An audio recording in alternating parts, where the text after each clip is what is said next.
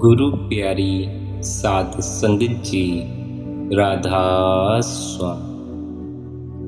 प्यारी साध संगत जी, आज के इस सत्संग का विषय है कि हमें सद्गुरु की आवश्यकता क्यों है। हमने अक्सर ही संत महात्माओं को सद्गुरु की महिमा करते सुना है और उस महिमा के पीछे का कारण बताते हुए आप फरमाते हैं, परमात्मा हम सबके अंदर मौजूद है, मगर हमने कभी देखा ही नहीं और हमें तब तक कभी नजर आता भी नहीं जब तक हमें पूरा गुरु ना मिल जाए। क्योंकि पूरा गुरु हमें नाम का भेद देता है और नाम का भेद पूरे गुरु के बगैर नहीं मिलता। जिस नाम के द्वारा मुक्ति होगी वह 9 द्वारों में नहीं, आंखों से नीचे नीचे मुक्ति नहीं। वह नाम गुरु की कृपा से अंदर प्रकट होता है। जब तक पूरा गुरु ना मिले यह अंदर जा ही नहीं सकता। गुरुमुख का मिलना आसान नहीं, गुरुमुख पूरे भाग्य से मिलाप है। बादशाहत मिलनी आसान है, बेटे बेटियां मिलने आसान है, मगर गुरुमुख का मिलना मुश्किल है। जब खुद अकाल पुरुष दया करे, उसकी रजा हो, तभी गुरुमुख कामिल मुर्शद मिलता है। जब तक उसकी रजा नहीं, उस परमात्मा की दया मेहर नहीं, तब तक गुरु नहीं मिलता और ना ही परमात्मा मिलता है। आप कहते हैं, जब परमात्मा किसी जीव को अपने साथ मिलाना चाहता है तो वह उसका पूर्ण गुरु से मिलाप करा देता है। जब पूरा गुरु इसे नाम दे देता है, यह उसकी कमाई करके अंदर चढ़ जाए और 9 दरवाजों को खाली कर दे तो इसे शब्द मिलता है। वह मालिक सच्चा है और सभी के अंदर है और वह आकाशवाणी जीव के भीतर मौजूद है, जिसे मुसलमान कलामे इलाही हिंदू नाद कहते हैं। वह सच्चा अकाल पुरुष भी अंदर है और उससे मिलने की राह भी अंदर है। कहते हैं, वह जो धुन अंदर की तरफ से आ रही है उसे नाम और शब्द कहते हैं। उसकी कमाई करने से जन्म मरण खत्म होता है। ना वह गुरमुखी है, ना वह अंग्रेजी है, ना वह अरबी है, ना वह फारसी है। वह किसी भी भाषा में नहीं आती। वहां कोई भी भाषा नहीं। जब भाषा कोई नहीं तो किताब कोई नहीं। वह धुन सारे जहान की जानों की जान है और हम सब के भीतर मौजूद है। चाहे हिंदू होकर अंदर जाओ, चाहे मुसलमान होकर अंदर जाओ, ईसाई होकर अंदर जाओ या सिख होकर अंदर जाओ, वहां मजहब का कोई सवाल नहीं। फिर ये तरीका कोई आज नहीं बना है, बल्कि जब से दुनिया बनी है तभी से यही चला आ रहा है। वह मालिक का अटल कानून है। हम ना तो इसे बढ़ा सकते हैं, ना घटा सकते हैं और ना ही बदल सकते हैं। गुरु साहिब होका देते हैं, ऐ लोगों, तुम मनुष्य जन्म पाकर इसे यूं ही ना गवाओ, क्योंकि यह जन्म बड़े ऊंचे भाग्य से मिलता है। जिन्होंने मनुष्य जन्म पाकर मालिक की भक्ति नहीं की, वे खाली आए और खाली चले गए। उनकी हालत पर बड़ा अफसोस होता है। अगर उन्हें कोई पूर्ण गुरु मिलता और नाम का भेद देता, वे अंदर पर्दा खोलकर खंडों ब्रह्मांडों पर चढ़ जाते तो उनका जन्म मरण खत्म हो जाता। आगे आप फरमाते हैं, अगर जीव को पूरा गुरु मिले वह नाम दे दे और यह नाम की कमाई करके अंदर पर्दा खोले, शब्द को पकड़े, मालिक इसे अपने साथ मिला लेगा और इसका जन्म मरण खत्म हो जाएगा, मुक्ति हो जाएगी। मगर यह उस परमात्मा को बाहर ढूंढता फिरता है, उजाड़ों, पहाड़ों और जंगलों में ढूंढता फिरता है, मगर वह परमात्मा कभी भी बाहर से नहीं मिलता। जब तक यह गुरु की हिदायत के मुताबिक 9 दरवाजों को छोड़कर सूरज, चंद्रमा, तारे पार करके ऊपर नहीं जाता, मालिक नहीं मिलता। और जब तक यह उसे अंदर प्रकट नहीं करता, तब तक उसके सर्वव्यापक होने पर निश्चय नहीं होता। अगर किसी खेत में 10 साल का बच्चा खड़ा हो तो हम वहां से कोई चीज नहीं तोड़ते कि आदमी का बच्चा देख रहा है।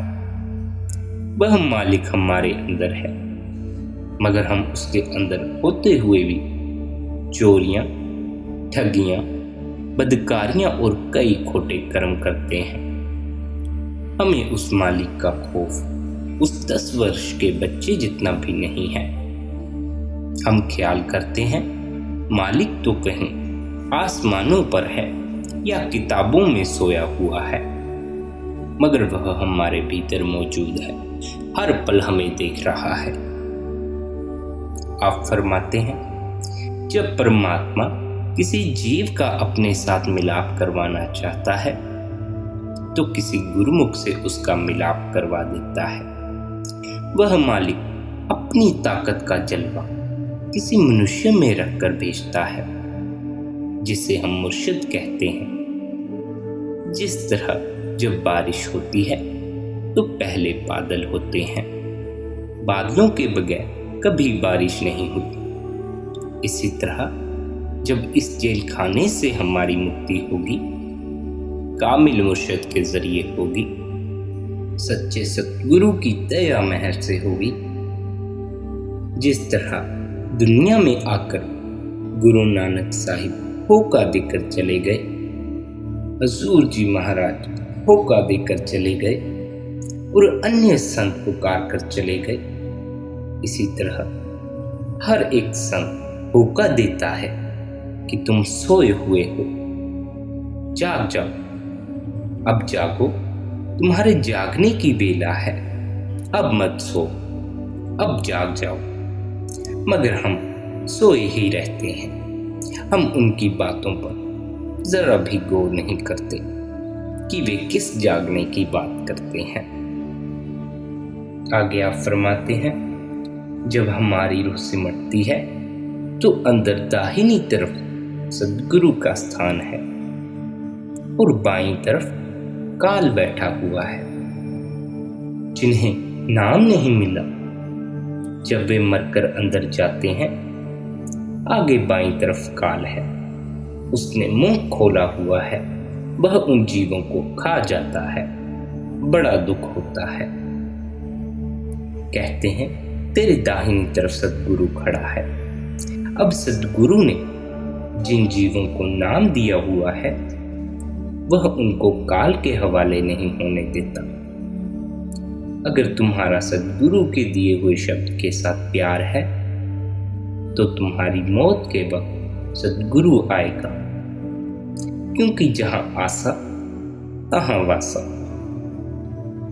अगर बेटे बेटियों के साथ प्यार है तो मौत के वक्त बेटे बेटियां सामने आएंगे।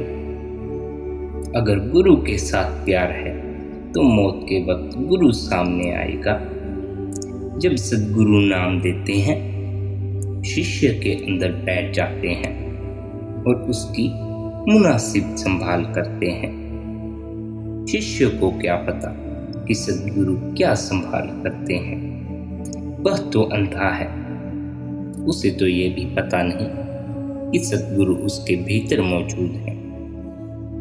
जो नाम की कमाई करते हैं वह देखते हैं, उन्हें सद्गुरु भीतर बैठा मौजूद नजर आ जाता है। इसीलिए आप कहते हैं, सद्गुरु तेरे अंदर बैठा हुआ है, तू उसकी तरफ तवज्जो दे और देख कि वह क्या करता है। सिवाय गुरु के हमारे साथ इस दुनिया से जाने वाली कोई चीज नहीं, कोई रिश्तेदार नहीं, कोई मित्र नहीं। फिर भी जीव दुनिया का प्यार नहीं छोड़ता, दुनिया का मोह नहीं छोड़ता। इसे चाहिए कि यह अपना अहंकार छोड़ दे, दुनिया का प्यार छोड़ दे और गुरु के चरणों के साथ प्यार करे। मगर आदमी में अहंकार आ जाता है, उसका आपा भाव बना रहता है, मैं का भाव बना रहता है। इसलिए मरते वक्त भी मेरे बेटे बेटियां, मेरे रिश्तेदार, मेरे मित्र, ऐसा भ्रम पैदा होता है, जबकि उसका कुछ नहीं। आप कहते हैं दुनिया के रिश्तेदारों को, दुनिया के लोगों को तेरे साथ नहीं जाना, भोगों को तेरे साथ नहीं जाना, इसलिए तू इनकी मोहब्बत छोड़ दे। तू नाम को पकड़ ले और गुरु से प्यार कर ले। अगर तुम्हें उस मालिक, उस वाहिगुरु की दरगाह में जाना है, सचखंड में जाना है, तो उसके मिलने का रास्ता भी तुम्हारे अंदर ही मौजूद है, बाहर कहीं मौजूद नहीं। आप आंखों से ऊपर चढ़ो, यानी ये आंखें बंद करके वे आंखें खोलो, तभी यह संभव है। सद्गुरु पर दृढ़ प्रीति, सच्चा भरोसा और पूरा एतबार रखो, कभी ना डरो।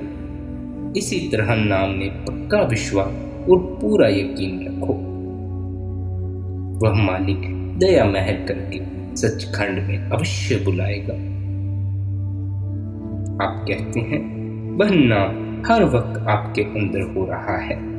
आप गुरु का दिया हुआ शब्द जप कर उठते बैठते, चलते फिरते, सोते जागते, मतलब कि हर वक्त उसके साथ अपनी तवज्जो लगा दो। इसका नाम जीवन मुक्ति है। आगे आप कहते हैं जब आप पूरे गुरु की संगति में जाओगे, दुनिया के सभी ख्याल भूल जाएंगे। हमारे साथ भी ऐसा ही हुआ। वह ख्याल इतना प्यारा और दिलकश था कि बाकी सभी ख्याल भूल गए। जब संतों यानी कामिल फकीरों की शरण में गए, उन्होंने कहा तुम्हारे अंदर नाम है। जब नाम की कमाई की लज्जत आई तो ना कोई बैरी रहा, ना कोई बेगाना रहा, सभी अपने ही हो गए। आंखों के आगे वह निर्मल ऐनक लग गई कि सारा जहां निर्मल दिखाई देने लगा। यह आंखें कब मिलती हैं? यह आंखें तब मिलती हैं जब कामिल मुर्शद बख्शिश करे, उसकी दया महर हो। यह संतों की तालीम है। चाहे कोई किसी भी मजहब का हो, राह सभी के लिए एक है, परमात्मा सभी का एक है। चाहे हिंदू होकर अंदर जाओ, मुसलमान होकर अंदर जाओ, या किसी और मजहब के होकर अंदर जाओ, सभी के लिए एक ही मार्ग है। सभी को इसी मार्ग से जाना है। कहते हैं साधुओं ने क्या श्रेष्ठ मति दी है, यह कि वह अकाल पुरुष हम सभी का मालिक है। नंगा रखे, भूखा रखे, बादशाही कराए, दर दर भीख मंगाए, उसकी मौज है। कितनी अच्छी अवस्था है और कितनी ऊंची हालात है। मगर क्या हम कभी ऐसा मांग पाएंगे कि हम भूखे भी रहें तो तेरी मर्जी? हम तो भूख से ही मर जाएंगे। हमें तो भूख की ही चिंता पड़ी रहेगी। भूख लगने पर उसकी मर्जी की कौन फिक्र करेगा? पर अगर हम उसकी मर्जी में राजी हो जाएं, फिर दुख की कोई बात नहीं रहती। जब अंदर पर्दा खुलता है तो दिख जाता है कि सभी के अंदर एक ही ताकत संभाल और इंतजाम करती रहती है। इस नजारे को देखकर रूह बाग बाग हो जाती है। यह संतों का मत है, ऊंची से ऊंची फिलोसफी है। लोग कौमों मजहबों में ही सड़ सड़ कर मर गए। बड़ाई उसकी है जिसने यह ऊंची अवस्था हासिल कर ली है। जो अंदर नहीं गए, पर्दा नहीं खुला, वे ऐसे ही आए और ऐसे ही जन्म खो गए। वह दौलत जो अकाल पुरुष ने हमारे अंदर रखी है, वह हमारे लिए रखी थी, मगर हम उसका इस्तेमाल ही नहीं करते। हम उसके बगैर ही मर जाते हैं। करोड़ों खंड ब्राह्मण, 14 लोग यानी 14 तबक खुद खुदा हमारे अंदर है, मगर हमें इसका पता कैसे लगता है? जब हम सारे शरीर की चेतन सत्ता को इकट्ठा करके आंखों के पीछे लाएं, अंदर जाएं, कामिल महात्मा की सोहबत करके जन्म मरण खत्म कर लें, तब हमें पता चलता है। मगर हम संत महात्माओं की तरफ जाते ही नहीं, इसलिए खाली आते हैं और खाली ही चले जाते हैं। संतों की शरण में जाना चाहिए। संतों के चरणों में जाने के लिए लोक लाज छोड़ देनी चाहिए। दुनिया का बड़ा भारी हिस्सा ऐसा है जो संतों की बख्शीश से खाली रहता है। महज लोक लाज के कारण फकीरों के पास जाने के लिए लोक लाज नहीं होनी चाहिए। जहां तक हो सके संतों की संगति हासिल करनी चाहिए। अगर कभी मुक्ति होती है तो संतों की संगति करने से होती है। आगे सवाल पैदा हुआ, संतों की संगति से क्या फायदा होता है? जिस पर आप जवाब देते हैं, अगर संतों के साथ प्यार है तो धर्मराय के दरबार में नहीं जाना पड़ता। यानी सत्संगी की मौत के वक्त धर्मराय नहीं आता। यह तो आपने कई बार सुना भी होगा। सत्संगी की मौत के वक्त गुरु आता है और साथ ले जाता है। अगर धर्मराय के पास ही जाना है तो संतों के पास जाने की क्या जरूरत? जो गुरु का सच्चा भक्त है वह चाहे कैसा भी हो, लेकिन गुरु उसे नरकों में नहीं जाने देता।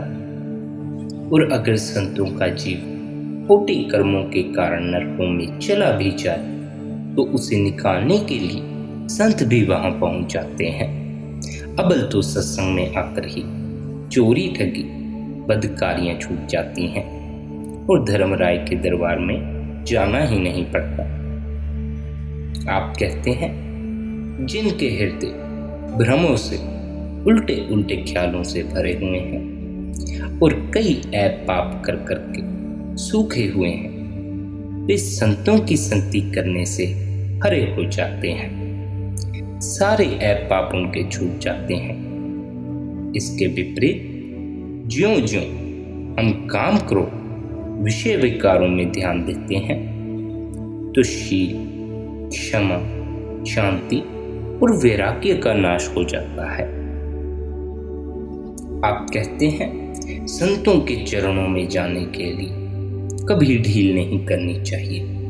कल जाने की बजाय आज ही चले जाना चाहिए। बहुत से सत्संगी तो संतों के पास जाने के लिए टाल ही देते हैं। अगली बार जाएंगे ऐसा कह देते हैं, मगर ऐसा नहीं करना चाहिए। संतों के पास जाने के लिए तो कदम खुद ब खुद उठ जाने चाहिए, क्योंकि संत हमें उस सच्चे नाद से मिला देते हैं। वह नगमा, वह राग, वह नाद इन 5 इंद्रियों के द्वारा नहीं सुना जाता। जितना पढ़ना पढ़ाना है, बातें करना है, उतना ही उससे दूर होना है। जितने कामिल फकीर हुए हैं वे इस नगमे के जरिए ही सचखंड गए हैं। वे नगमे ससदल कबल से शुरू होकर सचखंड तक 5 पूर्ण हो जाते हैं। आप कहते हैं यह नगमे है तो सबके अंदर, मगर फर्क यह है कि संतों के अंदर यह प्रकट हो चुके हैं और आम लोगों के अंदर ये गुप्त हैं। उन्हें अभी पता ही नहीं, उन्हें यह कभी महसूस भी नहीं हुई। उन्होंने इन नगमों को कभी भीतर से सुना नहीं। जब आप संत साधुओं के पास जाओगे, वे कहते हैं चलो अंदर और उस कीर्तन को सुनो, और फिर उनकी दया मेहर हो तो हमें उस कीर्तन को सुनने का सौभाग्य भी प्राप्त होता है। आप फरमाते हैं, अगर तुम दुखों से निजात चाहते हो, अगर तुम सुखी होना चाहते हो, तो किसी कामिल मुर्शिद के पास जाओ। वह नाम देखकर तुम्हारा पर्दा खोल देगा। तुम्हारे अंदर कीर्तन हो रहा है, तुम मालिक से मिल जाओगे। अगर इतना वचन हृदय में बैठ जाए तो काफी है। यह उपदेश है। कोई सुनता है, कोई नहीं सुनता। बल्कि कहते हैं कि जितने संत दुनिया में हैं, ये लोगों पर बोझ हैं। हालांकि बोझ वे हैं जो लालची सोसाइटियां हैं या भेषी हैं। जो संत हैं वे अपना बोझ किसी पर नहीं डालते। वे तो अपनी कमाई करके अपना जीवन चलाते हैं। आगे सवाल पैदा हुआ, अगर गुरु नाम दे दे, हम कमाई करके पर्दा खोल लें तो उसका क्या फायदा है? जिस पर आप जवाब देते हैं, जितना माया का मैल है सब उतर जाता है। रूह साफ होकर सचखंड चली जाती है। गुरु कानों में यह नहीं कहता कि तू मेरा चेला है, मैं तेरा गुरु हूं, बल्कि वह अंदर हर मंजिल पर साथ देता है। जब नाम की कमाई की, रूह 9 दरवाजे छोड़कर दर्जा ब दर्जा पार ब्रह्म यानी सहज समाधि में आ गई। पार ब्रह्म से सचखंड तक सहज समाधि है। और जिन्हें मनुष्य जन्म पाकर कोई संत महात्मा या कामिल मुर्शिद नहीं मिला, वे माया के प्यारे हैं। वे माया खाने आए हैं, माया उन्हें ही खा लेती है। वे दुनिया भोगने आते हैं, दुनिया उन्हें ही भोग लेती है। दुनिया के कीड़े दुनिया में ही रह जाते हैं।